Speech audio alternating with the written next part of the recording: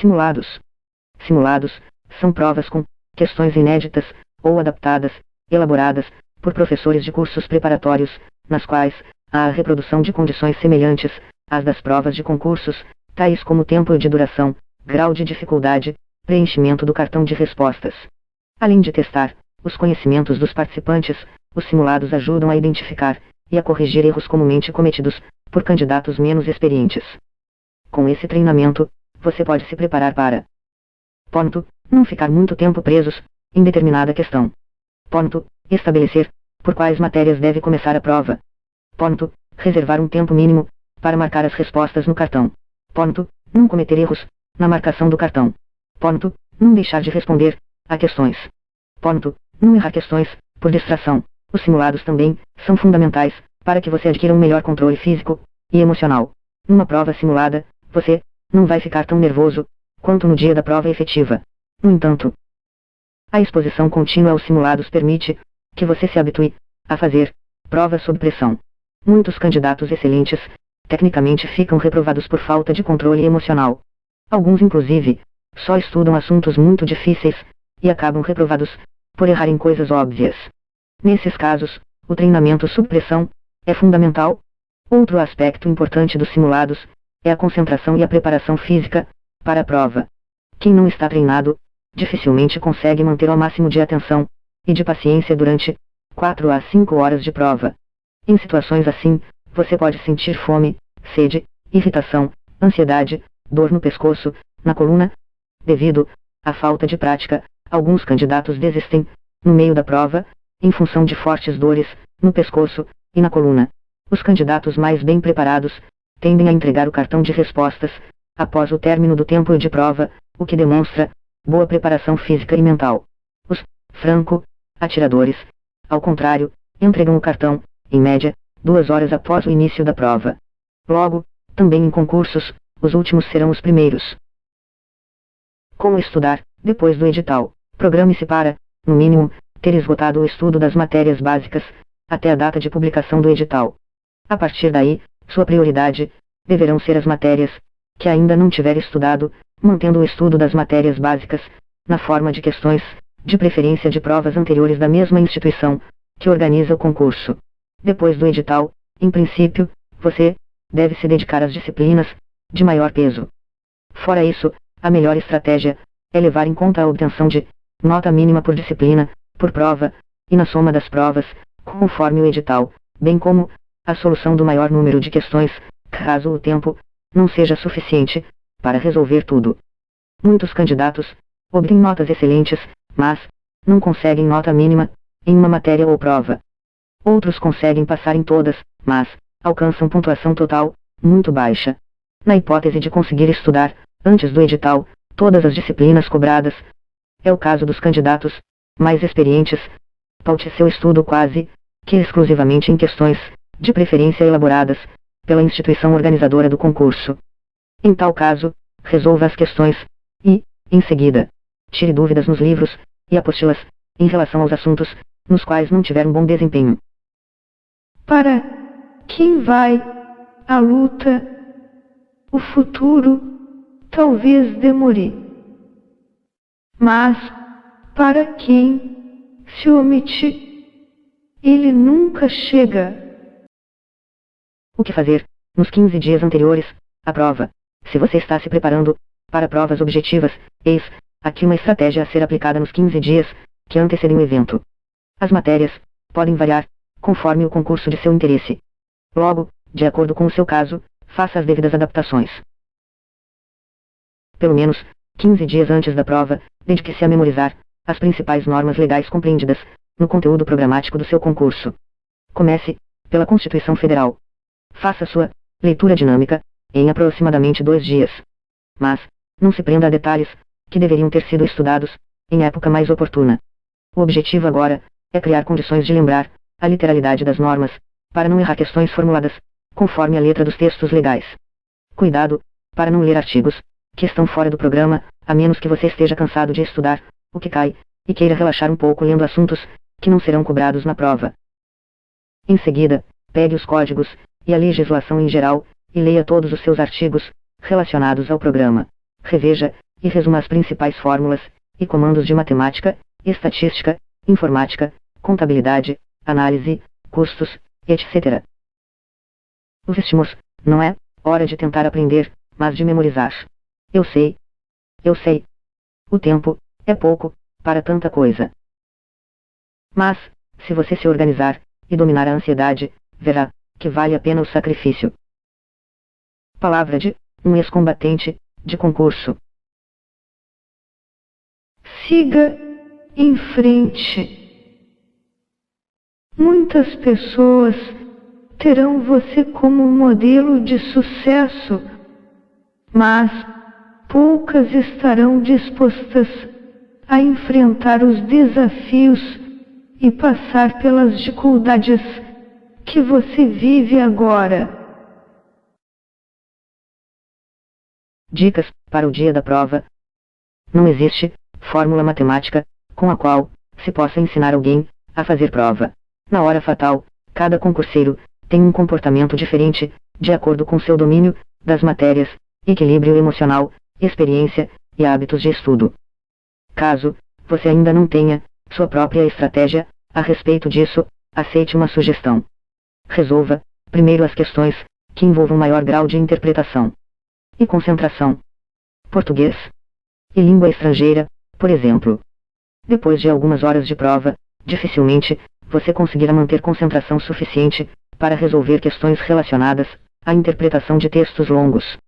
Se estiver muito ansioso, outra estratégia, também interessante, é começar pela matéria na qual se sinta mais confiante, pois isso ajuda a aumentar sua segurança. Após essas questões, talvez seja prudente solucionar os problemas mais trabalhosos em matéria de cálculo. É o caso de matemática e contabilidade. Quando perceber que elas são muito complexas ou confusas, analise a possibilidade de solucionar apenas parte das questões dessa espécie, ainda que tenha convicção de que conseguirá resolvê-las integralmente. Não esqueça o tempo disponível e que precisa ter média mínima em outras matérias. O relógio deve ser seu grande aliado. As disciplinas menos trabalhosas em volume de texto e cálculo podem ficar para o fim. Direito, por exemplo. Nas matérias desse grupo, em geral, não há muito o que ruminar, ou você sabe, ou não sabe. Meia hora antes do término do tempo de prova, comece a marcar o cartão. De nada adianta fazer uma excelente prova, se não deixar o registro no cartão, para a banca examinadora, e para a posteridade. Primeiro, marque as respostas, suavemente, a lápis, de forma que possa alterá-las com facilidade, em caso de mudança de ponto de vista, ou de erro no preenchimento do cartão. Após confirmar as respostas, reforce a marcação. Há casos em que o tempo de prova não é suficiente para resolver todas as questões. Nessa hipótese, você vai precisar ter muito controle emocional para decidir quais fazer e quais não. Se for o caso, as questões com menor grau de complexidade devem ser resolvidas primeiro. Resista à tentação de solucionar as questões na ordem em que elas aparecem. Minha experiência como concurseiro me ensinou que as bancas apresentam as questões mais difíceis primeiro. Por causa disso, adquiri o hábito de resolver as provas de trás para frente. Tão viciado nisso, hoje em dia, leio de trás para frente até o jornal. Em resumo, eis o que você deve ter em mente nas horas que antecedem a prova e durante a sua realização. 1. Relógio é um importante aliado no controle do tempo gasto em cada matéria. 2. Cartão de respostas, separar 30 minutos, no mínimo, para a marcação. 3. Ordem preferencial para a solução das questões. A. Matérias de maior grau de interpretação e concentração. Português, língua estrangeira. B. Disciplinas que contenham questões trabalhosas em relação a cálculo, matemática e contabilidade. C. Questões menos trabalhosas. Direito. 4. Separar um tempo para cada matéria. Por exemplo, se a prova tem duração de 4 horas, com questões de português, 15 questões. Matemática, 10 questões. Direito constitucional, 10 questões. E administrativo, 10 questões. Você pode usar 1,5 hora para português, mais 1 hora para matemática, mais 1 hora para direito, mais 30 minutos para marcação do cartão de respostas. 5. Comida e bebida. É importante lembrar que você pode sentir fome e sede durante a prova. Uma garrafa com água e barras de cereais devem resolver o problema. Todavia, ingerir muito líquido pode causar várias idas e vindas ao banheiro e tirar sua concentração. Lembro-me de ter feito uma prova para auditor fiscal da Receita Federal, tão difícil que não houve tempo nem para comer as barras de cereais que levei. Mal consegui beber água e ainda assim marquei algumas respostas sem resolver as questões. Notas. 1. As provas de português tendem a ser trabalhosas, pois envolvem interpretação de textos longos. É necessário, pelo menos, 1 hora para fazer as questões com a devida atenção. 2. O tempo gasto varia de acordo com os seguintes fatores: grau de dificuldade das questões, quantidade de textos a interpretar, incidência e complexidade de questões, com cálculos, etc. Se tem a convicção de que é capaz de realizar seu sonho, então você está pronto para o sucesso. Mais do que sonhar, é preciso acreditar no seu sonho. Concursos de alto nível. Esta é uma cena recorrente ao passar por uma banca de jornal. O indivíduo é atraído por anúncio de concurso, cujo edital acabou de ser publicado, com remuneração acima de R$ 10.000. Apesar de nunca ter prestado concurso público, ele decide que quer ganhar essa grana por mês. Entra na banca e pede informações ao jornaleiro sobre o material didático disponível para esse certame. Compra um apostilão e vai para casa tentar decorar o máximo de informações até o dia da prova, que deve ocorrer em 2 meses. Em concurso de alto nível, quem pretende ser um efetivo concorrente precisa ter uma boa aptidão para armazenar informações. Mas é preciso mais do que isso para passar. É necessário ter capacidade de inferir, de deduzir, de raciocinar, para acertar questões que não estão nas provas anteriores, nem nos livros e apostilas. Algumas questões são inventadas pelas bancas com esse propósito. Mesmo questões com erros na formulação exigem bom senso. Concurso de alto nível é o que oferece remuneração acima da média e um reduzido número de vagas, além de contar com grande quantidade de inscritos, em que, pese à incompetência de algumas instituições organizadoras que exploram mais o acúmulo de informação do que o raciocínio, quem acha que para passar basta decorar subestima a inteligência dos concorrentes. É alarmante o número de concursandos que pensam que o segredo para passar em concurso de alto nível está apenas em resolver questões à exaustão, em saber a prática, como alguns dizem. O resultado dessa técnica equivocada de estudo é a excessiva demora até a aprovação. O candidato chega várias vezes bem perto das vagas, mas quase sempre fica faltando alguma coisa. Por outro lado, os alunos que aliam os exercícios à teoria de forma organizada são os que conseguem êxito mais rápido. Mal comparando, se a prova é para mestre de obras, que sabe fazer, mas não sabe exatamente por que faz, a técnica de só exercitar funciona. Todavia, se é para engenheiro e exige uma base teórica mais sólida, não basta apenas resolver questões. É necessário o conhecimento sistematizado. Dessa forma, o candidato estará apto a fazer qualquer tipo de prova. É claro que resolver questões de provas anteriores, elaboradas pela entidade organizadora do concurso, ajuda muito. Mas não é suficiente. Por que não? Porque todos os candidatos bem preparados fazem isso. Esses concurseiros representam um contingente significativamente superior ao número de vagas disponíveis. Entre os mais bem preparados, sobressaem os que conseguem resolver questões que cobram um pouco mais que a decoreba. Vale o princípio de que o êxito em concurso exige que o concurseiro aprovado tenha algo a mais que os candidatos não aprovados.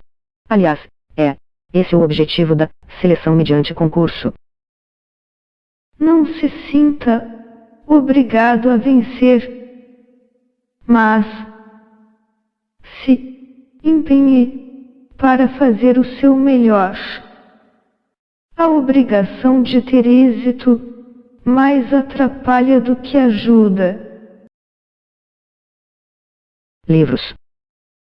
A escolha dos livros e apostilas mais adequados, a preparação requer muita pesquisa, principalmente a consulta a professores, fóruns pessoas já aprovadas e candidatos mais experientes. Sem dúvida, a preferência deve ser por obras destinadas a concursos. Por mais conceituados que sejam seus autores, os livros acadêmicos não têm a objetividade e clareza necessárias a provas de múltipla escolha, além de não conterem questões e dicas que simplifiquem o processo de estudo. Essa regra não é absoluta. Nos concursos jurídicos, em que há provas discursivas, costuma prevalecer a regra contrária. A regra contrária: as obras devem ser mais densas e afinadas com a doutrina e a jurisprudência. Desse modo, enquanto uma obra jurídica pode consumir centenas de páginas com a abordagem científica de certo tema, um livro destinado a concursos da área não jurídica deve tratar do mesmo tema em algumas poucas linhas ou páginas e reforçar a fixação com questões, se possível comentadas. Como regra, enquanto um livro aborda apenas uma matéria, uma mesma apostila reúne diversas disciplinas. Por isso, não é difícil concluir que, em se tratando de concursos de alto nível, como os das áreas jurídica e fiscal, os livros são mais recomendados que as apostilas. Estas podem ser úteis em concursos de níveis fundamental, médio e superior, sem especialização, desde que o grau de dificuldade das questões não seja elevado. Os sacrifícios e desafios do presente devem ser proporcionais ao tamanho dos seus sonhos para o futuro. Livro físico versus livro digital. Quando me perguntam se gosto de livros físicos ou digitais, respondo que gosto de livros bons. Sim, porque acredito que não se deve confundir o conteúdo do livro com o meio em que ele é divulgado. Com certeza, não abro mão de ler um autor com o qual me identifico pelo fato de sua obra estar disponível apenas em e-book, assim como não perco o prazer de ler um livro que consigo apenas no formato digital. Os livros virtuais são excelentes pela portabilidade. Podem ser lidos no metrô, ônibus, fila do banco, sala de espera de consultório, etc.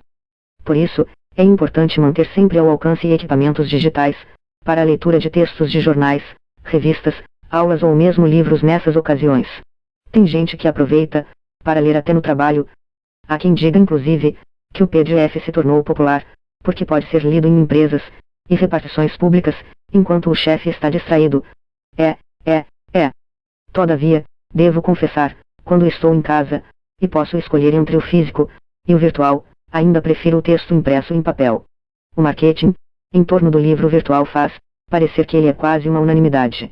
Todavia, as últimas pesquisas sobre a venda de livros no Brasil mostram que os e-books, por exemplo, não representam nem 1% do total comercializado.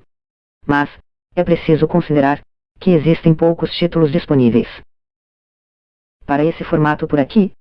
Nos é o maior mercado mundial consumidor de livros, onde há muitas opções em títulos digitais, as vendas estão estagnadas em 20% já faz algum tempo.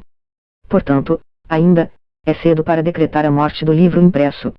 Seja como for, o importante não é como se lê, mas o que se lê. Leitura, áudio, visual, digital. O Manual dos Concurseiros, terceira edição, foi processado em leitura, áudio, visual, digital como uma alternativa para alcançar maior eficácia na leitura. A. Capacitando concentração. B. Potencializando fixação do texto pelos cérebros direito e esquerdo, auxiliados pelos estímulos visuais e sonoros. C. Reduzindo o cansaço de leitura de longo tempo. D.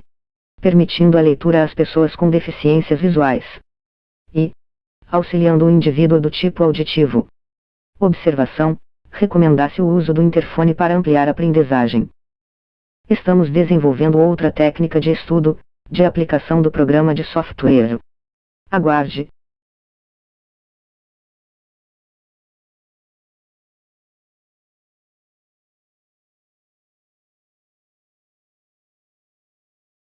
Os interessados em leitura audiovisual digital, será um prazer receber sua mensagem por e-mail: leitura.digital.br@gmail.com. Título: Leitura audiovisual digital, ou Akira Nakao. 021 999 03 42 77. Causo 4. Eu e um grupo de deficientes conversávamos animadamente na entrada de uma escola pública, momentos antes do início de uma prova que eles iriam fazer. De repente, uma candidata muito bonita e sorridente se aproximou e ficou prestando atenção na conversa. Um dos deficientes contava, animado, que se conseguissem a nota mínima exigida no edital do concurso, provavelmente eles teriam êxito no processo seletivo, pois no concurso anterior, para o mesmo cargo, haviam sobrado vagas para portadores de necessidades especiais. Nisso, um deles perguntou à moça: "Você, também, é deficiente?" Ela, sem pestanejar, respondeu: "Quem me dera."